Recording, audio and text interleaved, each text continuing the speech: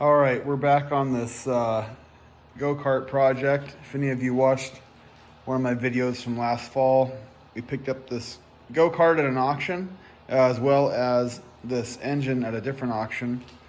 I think I paid $30 or something for the go-kart, and I think I got the motor for like $7.50 or something crazy, maybe $12. I don't know.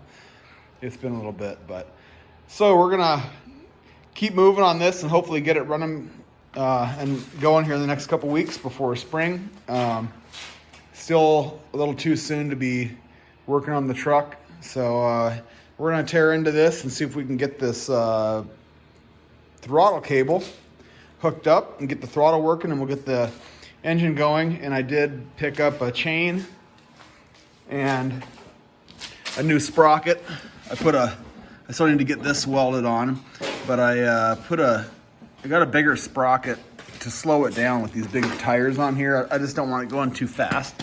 I'd rather have it be a little slower and have more torque. So we'll get that hooked up. So let's get moving on this thing. Got the fuel tank off.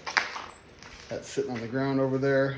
Now what we're doing is unhooked this throttle lever with the governor system. We're not going to use that. We're just going to go right to the carb with the cable. So right now I'm going to tack on this little cable holder that came on the little cable kit. I'm just going to tack that onto the bracket here so that it'll hold the end of that. So we'll get that tacked on. All right, moving along here yet on this throttle cable. We got that hooked up, running it through. I'll have to get the length correct on there and the throw. We'll figure out where to attach that. I'm going to cut this little bracket off here. I think this is for the roll cage, but it's in the way of the air cleaner box. So I'm just going to zip that off quick. Then we'll get the gas tank put back on and get some oil in it, and then we'll give it a try to start it up here. So okay, we just about have things buttoned up. We've got the gas tank back on, everything's hooked up. Kind of zip tied everything, the brake line. We've got a return spring kind of rigged up here. I might need to make some little adjustments to this angle, get it pointing down a little bit on how that comes out. It's kind of pulling down a little bit. And I think I'm gonna put a stopper on the back of the pedal so that it bottoms out, so it doesn't want to like keep putting pressure on the throttle cable there. But that seems to be working good. We're gonna try a first start here, I think. Yeah, so let's open up the garage door and let's pull it a couple times.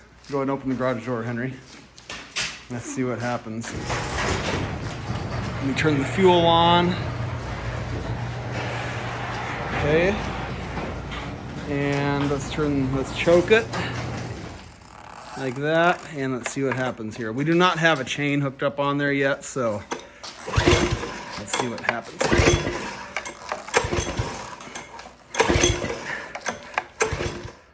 All right, I'm gonna give it a little shot of some stuff here. Let's see here, give it a little gas.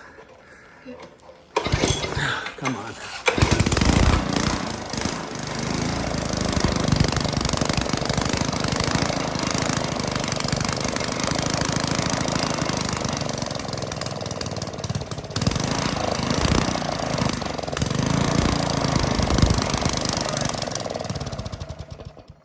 Okay, well, it runs not well.